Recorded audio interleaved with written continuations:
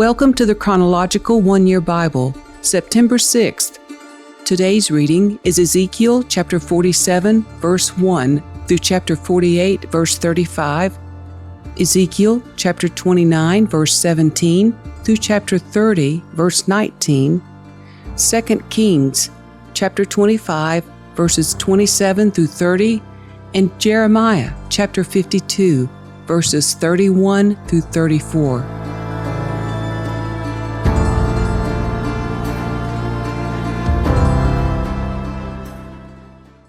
In my vision, the man brought me back to the entrance of the temple. There I saw a stream flowing east from beneath the door of the temple and passing to the right of the altar on its south side. The man brought me outside the wall through the north gateway and led me around to the eastern entrance. There I could see the water flowing out through the south side of the east gateway. Measuring as he went, he took me along the stream for 1,750 feet, and then led me across. The water was up to my ankles. He measured off another 1,750 feet and led me across again. This time the water was up to my knees. After another 1,750 feet, it was up to my waist. Then he measured another 1,750 feet, and the river was too deep to walk across. It was deep enough to swim in, but too deep to walk through. He asked me, "Have you been watching, Son of Man?" Then he led me back along the riverbank. When I returned, I was surprised by the sight of many trees growing on both sides of the river. Then he said to me, "This river flows east through the desert into the valley of the Dead Sea. The waters of this stream will make the salty waters of the Dead Sea fresh and pure. There will be swarms of living things wherever the water of this river flows. Fish will abound in the Dead Sea, for its waters will become fresh. Life will flourish wherever this water flows. Fishermen will stand along the shores of the Dead Sea, all the way from En-Gedi to En-Eglaim. The shores will be covered with nets drying in the sun. Fish of every kind will fill the Dead Sea, just as they fill the Mediterranean. But the marshes and swamps will not be purified. They will still be salty. Fruit trees of all kinds will grow along both sides of the river. The leaves of these trees will never turn brown and fall, and there will always be fruit on their branches. There will be a new crop every month, for they are watered by the river flowing from the temple. The fruit will be for food, and the leaves for healing." This is what the Sovereign Lord says: "Divide the land in this way for the 12 tribes of Israel.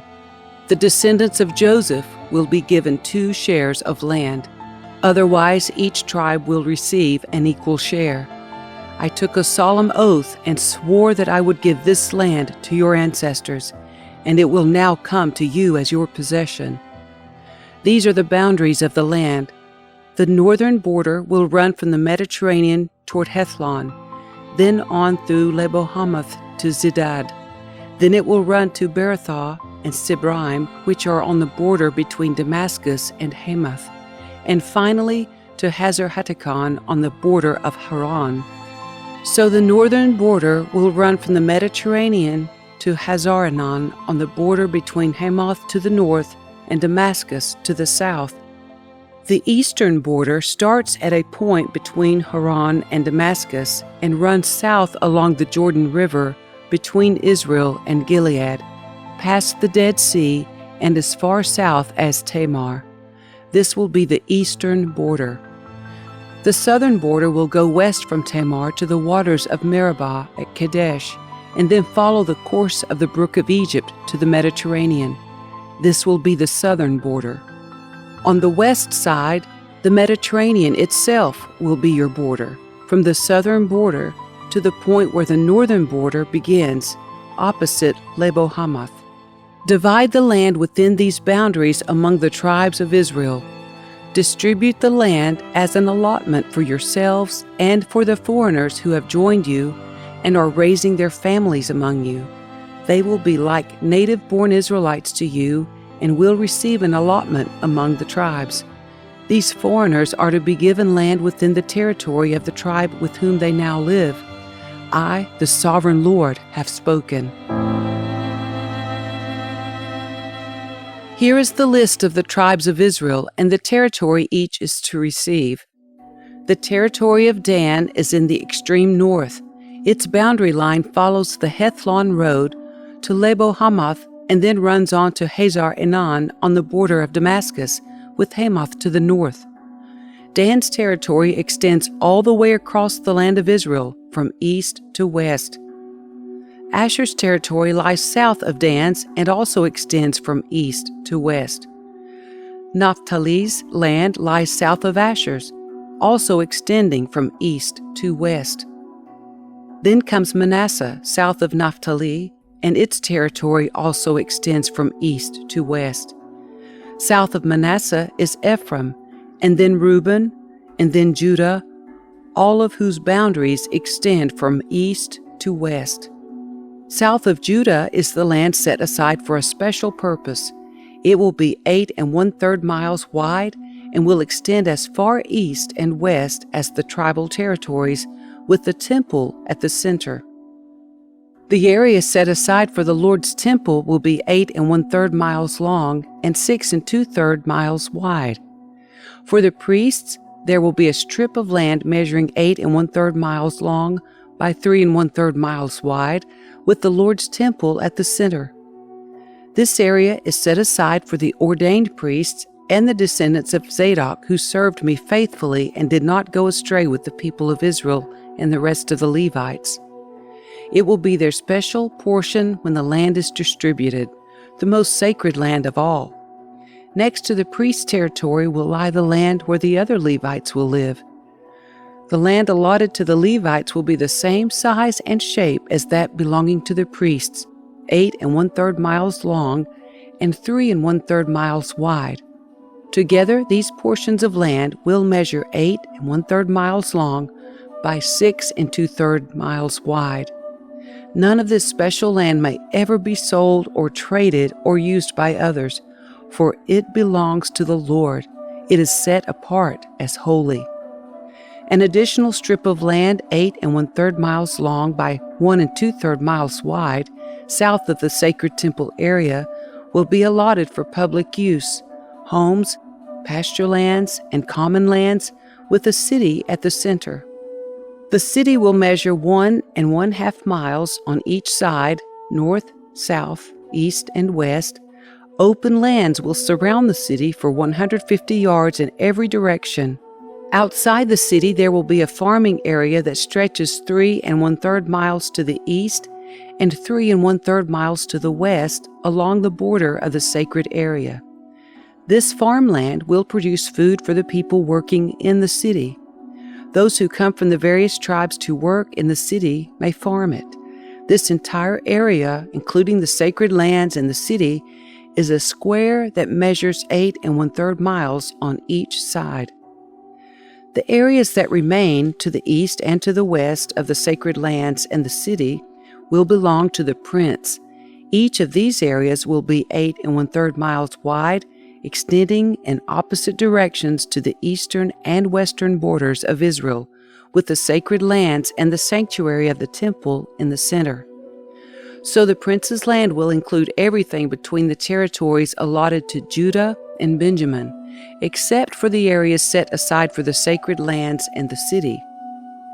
These are the territories allotted to the rest of the tribes. Benjamin's territory lies just south of the prince's lands, and it extends across the entire land of Israel from east to west. South of Benjamin's territory lies that of Simeon, also extending across the land from east to west. Next is the territory of Issachar with the same eastern and western boundaries. Then comes the territory of Zebulun, which also extends across the land from east to west. The territory of Gad is just south of Zebulun with the same borders to the east and west. The southern border of Gad runs from Tamar to the waters of Meribah at Kadesh, and then follows the brook of Egypt to the Mediterranean. These are the allotments that will be set aside for each tribe's exclusive possession. I, the sovereign Lord, have spoken. These will be the exits to the city. On the north wall, which is 1½ miles long, there will be 3 gates, each one named after a tribe of Israel. The first will be named for Reuben, the second for Judah, and the third for Levi. On the east wall, also 1½ miles long, the gates will be named for Joseph, Benjamin, and Dan. The south wall, also 1½ miles long, will have gates named for Simeon, Issachar, and Zebulun. And on the west wall, also 1½ miles long, the gates will be named for Gad, Asher, and Naphtali. The distance around the entire city will be 6 miles, and from that day, the name of the city will be, "The Lord is there." On April 26, the first day of the new year, during the 27th year of King Jehoiachin's captivity, this message came to me from the Lord.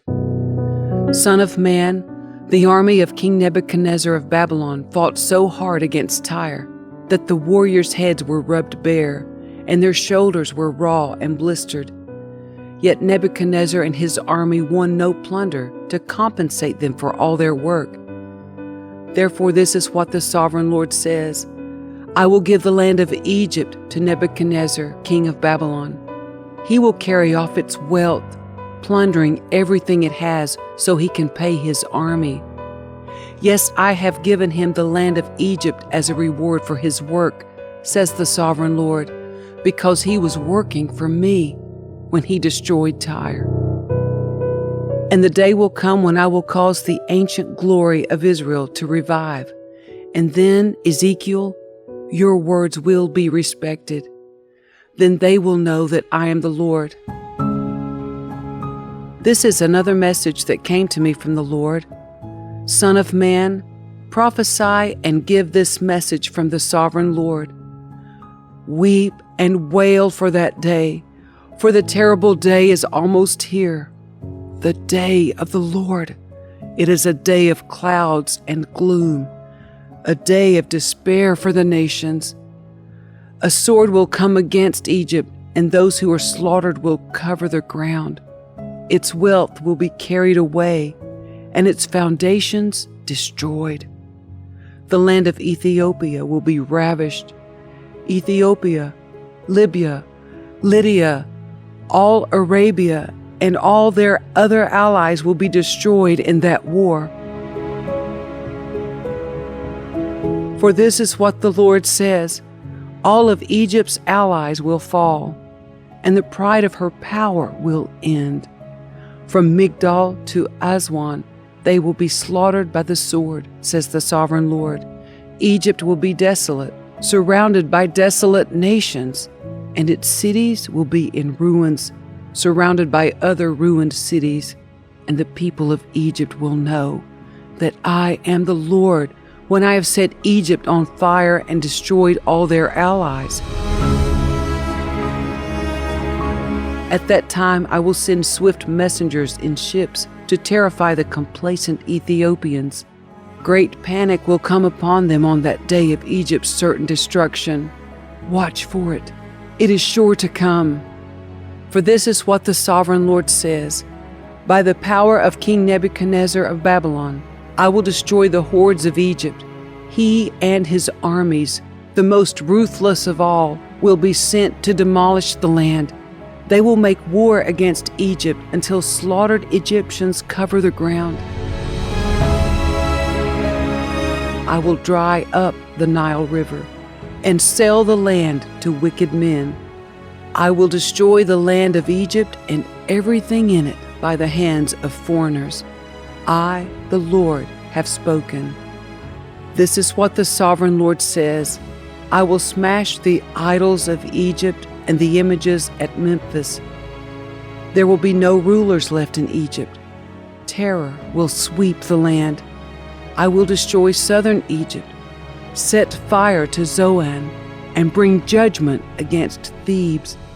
I will pour out my fury on Pelusium, the strongest fortress of Egypt, and I will stamp out the hordes of Thebes. Yes, I will set fire to all Egypt. Pelusium will be racked with pain. Thebes will be torn apart. Memphis will live in constant terror. The young men of Heliopolis and Bubastis will die in battle, and the women will be taken away as slaves. When I come to break the proud strength of Egypt, it will be a dark day for Tahpanhes too. A dark cloud will cover Tahpanhes, and its daughters will be led away as captives. And so I will greatly punish Egypt, and they will know that I am the Lord.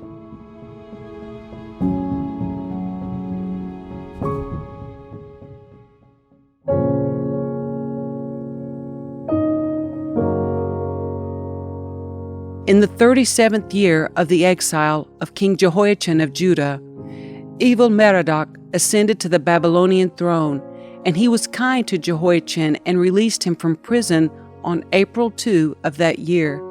He spoke kindly to Jehoiachin and gave him a higher place than all the other exiled kings in Babylon. He supplied Jehoiachin with new clothes to replace his prison garb and allowed him to dine in the king's presence for the rest of his life. So the king gave him a regular food allowance as long as he lived.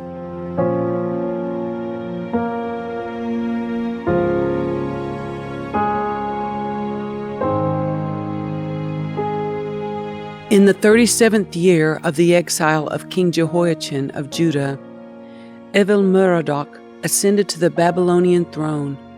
He was kind to Jehoiachin and released him from prison on March 31 of that year. He spoke kindly to Jehoiachin and gave him a higher place than all the other exiled kings in Babylon. He supplied Jehoiachin with new clothes to replace his prison garb, and allowed him to dine in the king's presence for the rest of his life. So the Babylonian king gave him a regular food allowance as long as he lived. This continued until the day of his death.